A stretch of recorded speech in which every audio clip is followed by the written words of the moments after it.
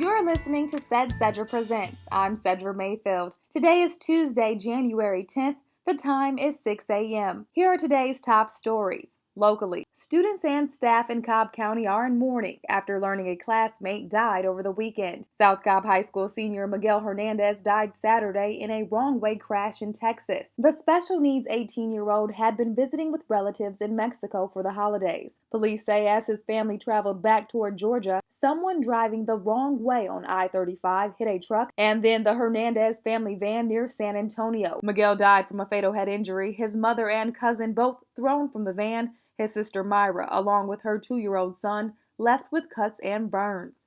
Physical and emotional scars Myra is still trying to process. There's so much anger at the same time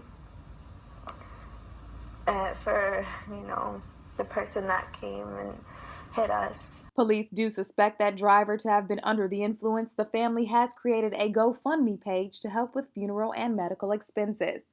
Attorney Claude Tex MacGyver may have surrendered his passport and, thanks to a judge order, now wear an ankle monitoring device, but that hasn't stopped the former corporate attorney from proceeding with a swift liquidation of his late wife's estate. Last month, police arrested and charged MacGyver with involuntary manslaughter and reckless conduct after they say he killed his wife last September. MacGyver claims the shooting had been an accident. This week, MacGyver will have more than 150 of Diane MacGyver's most expensive personal items auctioned off live.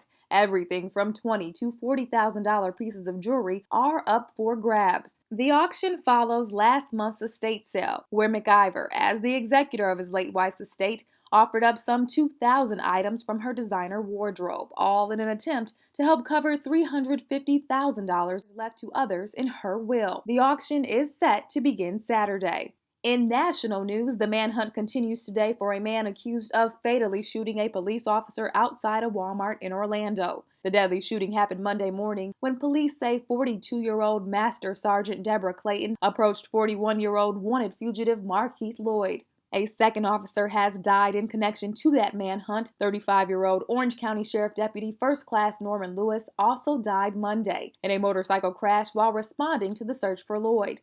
Orange County deputies had been searching unsuccessfully for Lloyd for several weeks since the fatal shooting of his ex-girlfriend. They say he opened fire on Sergeant Clayton at the Walmart as she approached him after being tipped off that he was in the area. Deputies say Lloyd then carjacked a vehicle and drove away before abandoning it and fleeing on foot. He remains on the run and is believed to be armed and dangerous. An online fund has been started to raise money for Clayton's family. Today marked the first day of confirmation hearings for President-elect Donald Trump's cabinet nominees. Tuesday at Capitol Hill, Republican Senator Lindsey Graham questioned Alabama Senator and Trump Attorney General pick Jeff Sessions on a variety of topics, including Trump's proposed Muslim ban. When asked if he'd support a law that says, quote, "You can't come to America because you're a Muslim," Sessions simply replied, no. Sessions went on to say religious liberty would be a very high priority of his if confirmed as Attorney General. All the while, protesters repeatedly interrupted Sessions' hearing, calling to attention a previous track record of racist comments made by the Alabama senator. An additional 8 confirmation hearings will continue throughout the week. And in sports, Georgia Tech just missed a spot in the final Associated Press Top 25 poll. Tech's Tag Slayer Bowl win over Kentucky moved the Yellow Jackets from 12th among teams just outside of the top 25. In the final poll, there were 4 teams in the top 25 that were not in it in the Week 15 poll. Number 20 Miami, number 22 Tennessee, number 23 Utah, and number 25 San Diego State. All 4 were ahead of Tech going into the bowl games, and all 4 won their bowl games.